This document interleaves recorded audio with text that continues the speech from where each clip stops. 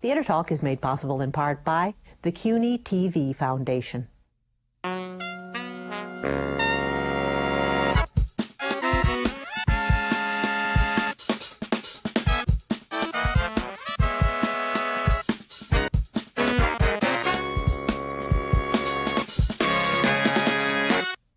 I'll be reading from You Have to Stand for Something or You'll Fall for Anything by Star Joe. From New York City, this is Theater Talk. I'm the show's producer, Susan Haskins. And I'm Michael Riedel of the New York Post. We're already laughing here because we have a very funny crew with us. The funniest show in New York right now is called Celebrity Autobiography. This is where you have a group of terrific actors who come together and read excerpts from actual celebrity autobiographies. It's at the Triad Theater in New York. I suspect it'll be probably coming to a town near you sooner or later. The creators are with us today, Eugene and Dayle Reyfel. Thank you very much for coming on Theater Talk. And they brought with them a couple of friends of theirs who participate in Celebrity Autobiography, two of the funniest performers in New York, Jackie Hoffman, who we've seen in Hairspray and Xanadu, and our good friend Richard Kind, who was so brilliant in The Producers when you took over from Nathan.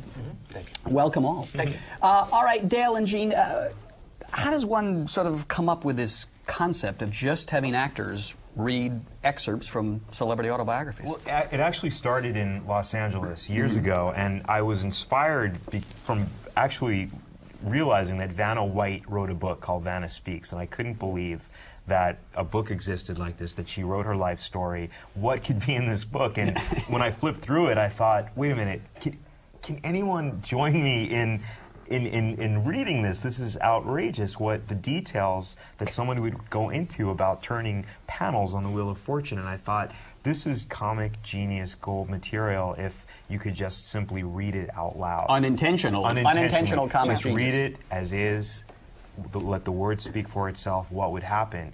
And I had an opportunity to bring this idea to a comedy showcase. Let's see if it would work.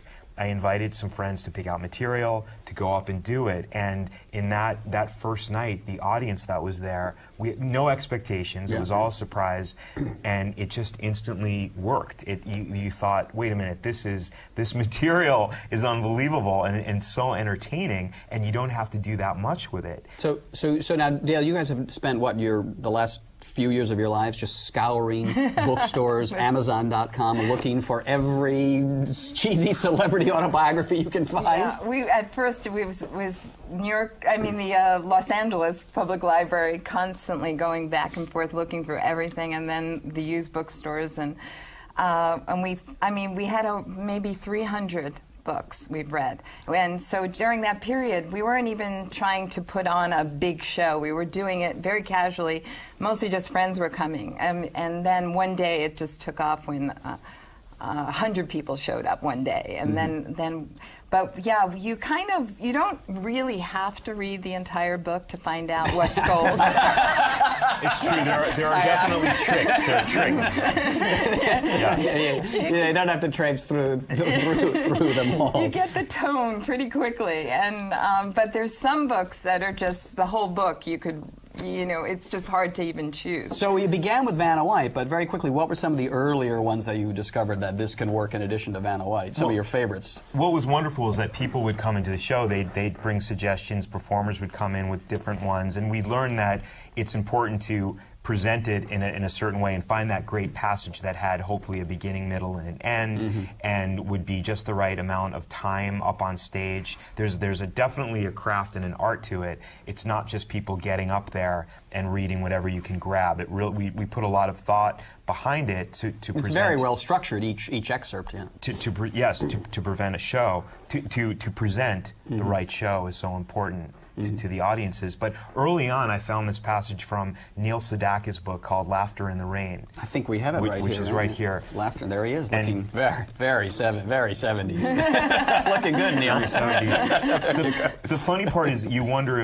do they remember that they even wrote a book? That's my question. Oh, I did write my memoir along with 20 years ago. And in it, there's a passage where he talks about what he writes about what he eats in every restaurant, what he eats for breakfast, lunch, and dinner, for snacks, what he drinks, his soft drink of choice, his Diet 7-Up, what he eats in an Italian restaurant, a Chinese, and it builds, and it's this it's this great piece to perform because it just doesn't stop, and the audience. It has an arc.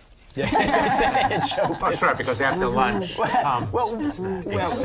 Exactly. It's those Snowball. details that are mind-blowing to me. Absolutely details. mind-blowing. Now, how did you guys get involved in it? And did you go to see it first before you agreed to do some readings for them as well? we're not like that. We don't just, see they it. ask We and we just say act. yes. That's right. And when you first sort of heard about the concept, I mean, you guys are great comic actors. Did you say, it sounds a little odd to me, or did you get the books yourselves and take a look and say, I can make this work?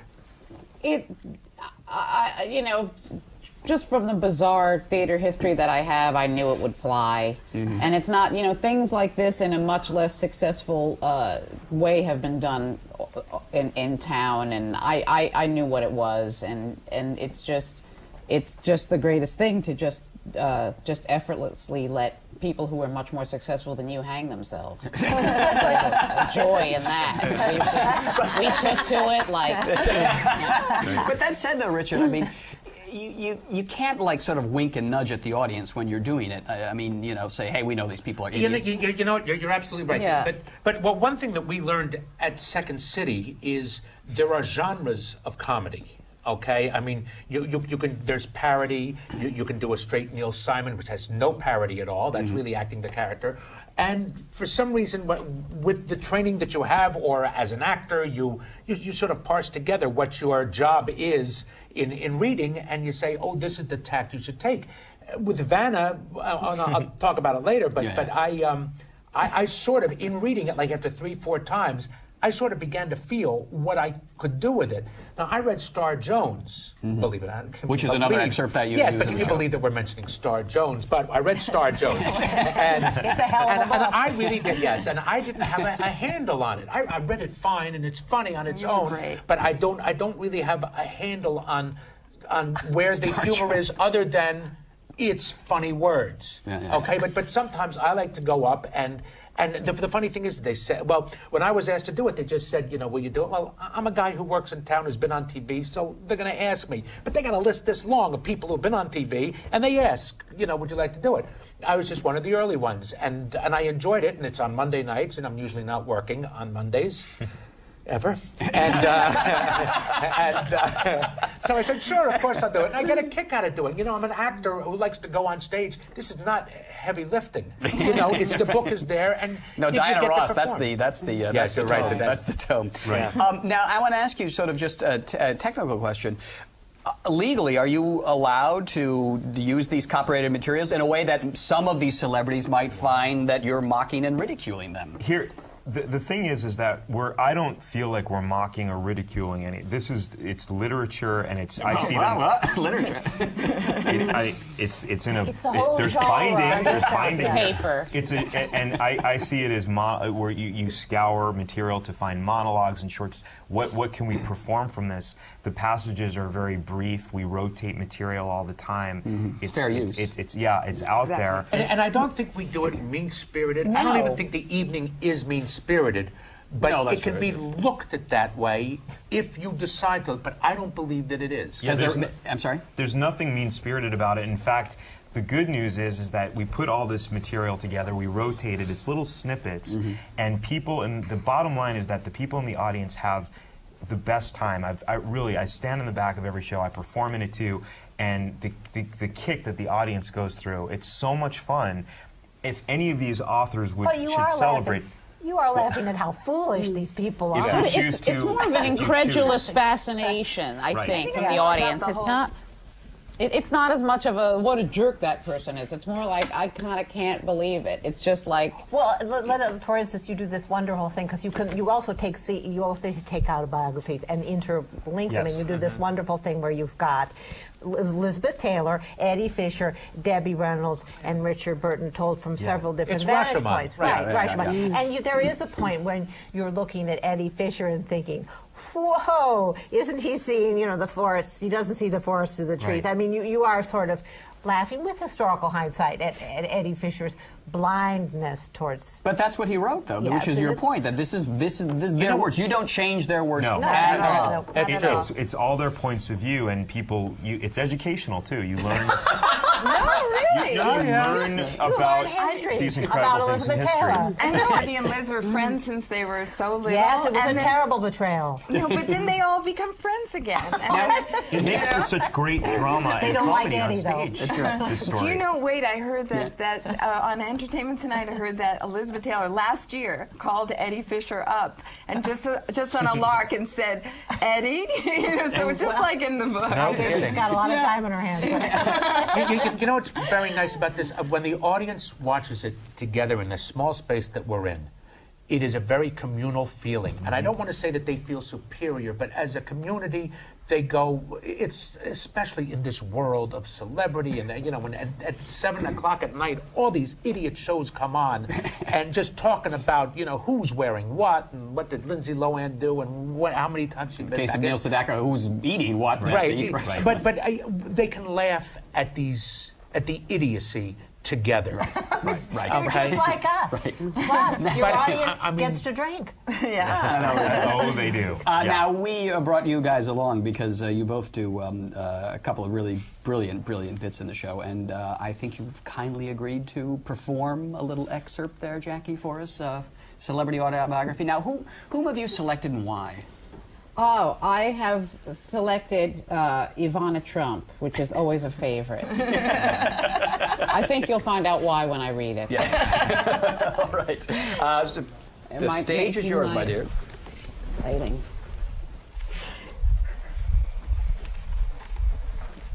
So I will be reading from The Best Is Yet to Come by Ivana Trump.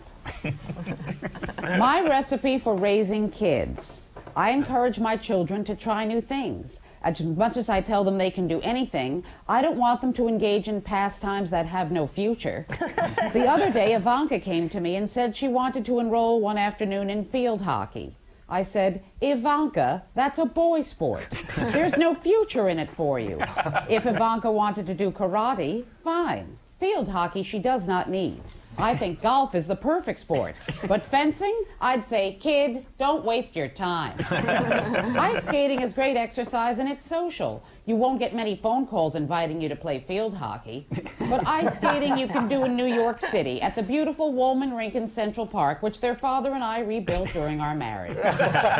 All my kids play tennis and ski beautifully. At the age of 2, I took each of them to the top of a hill and told them, ski down! They would wail, I don't like it. Tough, honey, I'd tell them. Get to the bottom of the mountain. My kids have every pet there is except cats. Cats shed and they're unpredictable and they scratch. We have 2 dogs, fish, birds in every room. Turtles, you name it. We got it. I find it so funny that children adore hamsters. They're rodents. That's what they are. A duck. Now that's a pet. I was walking on the road outside our home in Greenwich and I found a duck that had been hurt in the head. I took it home and the kids named it Wobbly because it wobbled around.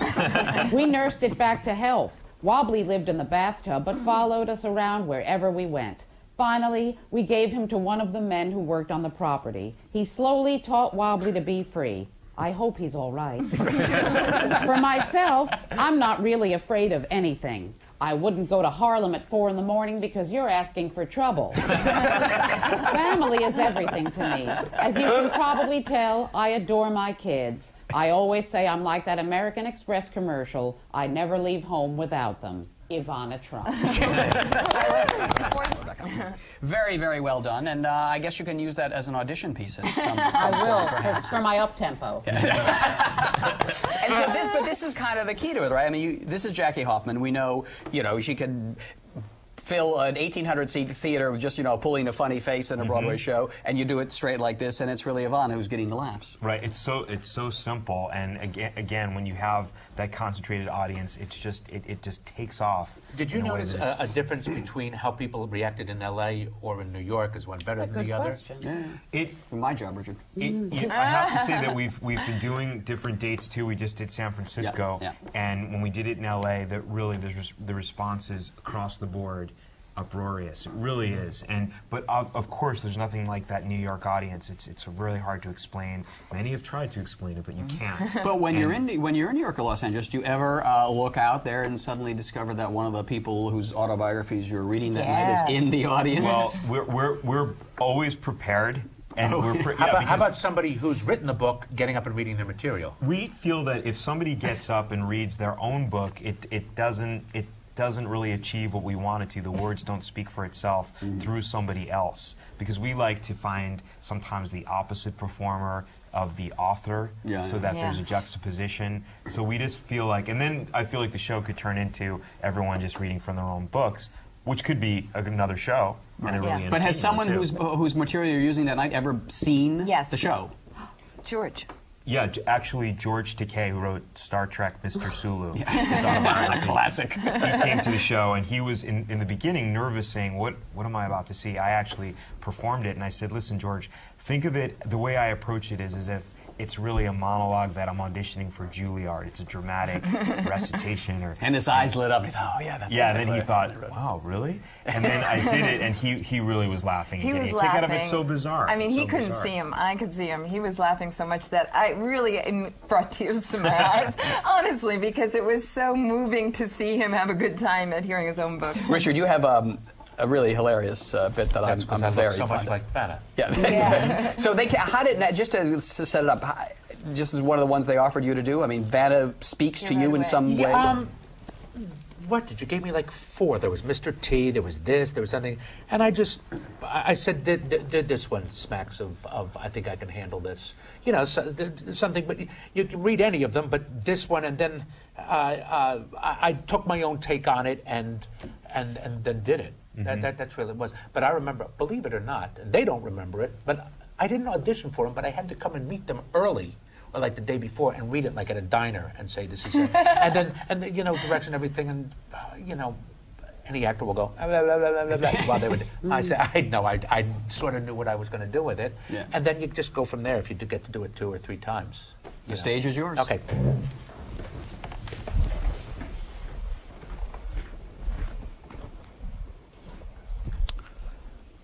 This is Vanna Speaks by Vanna White. I think of my job as that of a cheerleader. Of course, as you know, my main job is turning the letters. Merv says that he hired me because I turned the letters better than any of the 200 other women who auditioned. And what's my secret? As I told 60 Minutes, it must be in the wrist.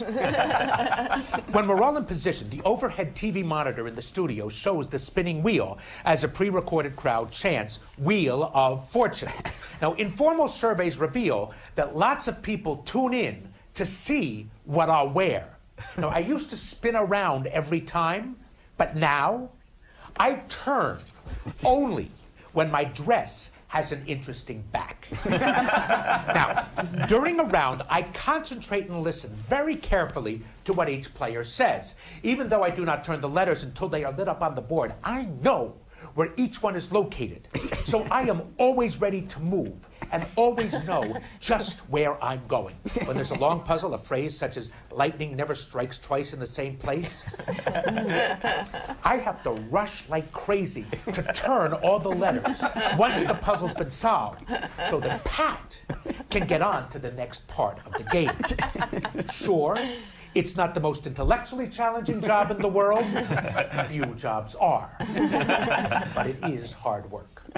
Basically, one show is very much like the rest, but in fact, there's enough about each that's different to keep it interesting. We never know what's going to happen next. The puzzles are different, the contestants are different, and there's always the wheel. You just never know. Of course, there have been some really interesting incidents. Once, while turning the letters in the middle of a round, my belt broke and nearly fell off. But I just held on to it and kept flipping those panels. Now that Wheel of Fortune has become an enormous success, everybody from columnists to reporters to sociologists have tried to explain it, but nobody really can. It seems to me that the fact that it's just a great, fun family game that everyone can play should be all the explanation that anybody needs. Vanna White. It's so sincere. It is. Now, explain to me, as an actor, how you work out your attack. on Vanna White? Attack is a good word because the banality of this is just spectacular. Not that we're making fun of her. But I mean, the banality of the people who watch Wheel of Fortune every single night, and that the same thing happens. And so I said, I try, and it's a longer piece when I do it, but I try and I approach it like a Hitchcock movie, and a combination of a Hitchcock movie and you know the comedian Louis Black. Yeah, of course. He is angry. His finger goes. So when I'm telling, and I run around the set. It should be. If I were really acting it or trying to speak it conversationally, I'd go, what happens is that the monitor goes on and then I run around and then I turn the thing. But I took a tact on this and I took it as banal as it was. I tried to make it that intriguing. Yeah. Well, but it's interesting, though, because it is, not to have too close a textual analysis of Vanna Speaks, but I think that when Vanna writes that, it comes across in her writing that she does think what she's doing is a really demanding, very important It's everybody job. Captures the intention of their piece. Well, you know, but what did hold the on, author hold on. mean to say? But the thing is did Vanna say, hey, I would, and I mean, in all fairness to Vanna, Right. did she say, I think the world would like to hear my autobiography. I think they want. I do not think she woke up one day and said, I'm going to write my. I think they came to her. They say, you have a tremendous amount of fame. If you write an autobiography, I think you'll make a lot of money. And she goes, sure, get me somebody. And then they got her some ghostwriter, and she said, well, this is what I do. He put it into words, and she has a book. It's not her fault what this is about. That it would eventually work its way to Richard She would Kind. inspire an off-Broadway hit show. Right, exactly. good. But nonetheless, terrific. she has to take responsibility for writing the book that she has, and she's well paid so that she can take these punches. All right, so you guys, now you have your own that you like to do. I mean, you do George Takei. Yes, and I do Neil Sedaka, and I've even done the Britney Spears diary where she talks day to day about her experience filming the movie Crossroads. And it's very detailed. It's just a couple of sentences each page. Right. Day one, I woke up. Day two, there was a loud clap of thunder. Right. It's those details. It's really fun stuff. Now, having done this, I mean, is this a kind of a warning shot when you guys decide to, when a publisher comes to the two of you and says, you know, we'd like the Jackie Hoffman autobiography, would you I'll never get that big, Michael. Don't worry. I'm not worried. With his help, exactly. With this man's help. And if they come to you and Richard and say, Yeah, would you right, like to right, write your right. autobiography? Say, I know it can be done. We're almost done, but I want to say there is a Jackie Hoffman CD, which There is, hopefully, very funny, but hopefully not for the same reasons. Now it's your acting shows. Yeah, we got to wrap it up. It's been fun, but let me ask you one last thing. Can you tell me of any celebrity autobiographies that you went through and that you tried and just don't work for some reason? Is there anyone who wrote something out there that you thought could work but it doesn't work, and you know why it doesn't work? Any time that we do if it's a comedian that wrote a book and they're trying to, it's tongue in cheek. If they're trying to be funny themselves in the Right. text. Right. Steve Martin's book is quite It's brilliant. beautiful. Oh yeah. Yeah, you It's can't gorgeous. do that. Yeah. And if there's anything that if there's something about it that's dark in the right, you know, let's say for example, or something has happened with the person afterwards. Like let's say somebody suggested once, Michael Jackson wrote a book, Moonwalker, and it's not. There's something I can't explain it. I think Yeah, that's shocking that wouldn't work. Yeah. You know, Explain it. it's really funny because I believe I did this theory about actors in politics. I believe that actors as a whole, I love their politics when they're a group. When they're solo, they're really just out there for themselves. It's just, I mean, somebody once said politics is just, you know, Hollywood for ugly people. So, so what these people are doing is just about themselves. And I'm wondering if politicians might have equally as dreadful an autobiography. But you actually even looked at politicians, we and do. they don't work, though, I think you said. Not some do, some don't. We do athlete. I mean, there's so many I'll different. bet you there's a great Nancy Reagan in there. They it's did been do done. Nancy Reagan. She's as dreadful to her kids as Mrs. Trump is. Oh, If you choose to interpret it like that, we're reading it, and great performers are doing it. So it's up to you to think. Idiot, you know what? You decide. Yeah, you decide. Yeah, celebrity autobiography with the greatest respect towards all. Absolutely. Yeah, exactly. You have to do it like that. It's at the Triad Theater here in New York on Monday nights. Monday Come nights. and have a couple of drinks and see Great performers like Richard Kind, Jackie Hoffman, and the creators, Eugene Peck and Dayle Reyfel. And every now and then, Michael Riedel of the New York Yes, Times. it's Only true. on special nights. That's right. I will be reading from The Unimaginable Life, Lessons Learned on the Path of Love by Kenny Loggins. Jackie, Richard, Dayle, and Eugene, thanks for being our guests tonight on Theater Talk. Good night. Thank you. Thank you.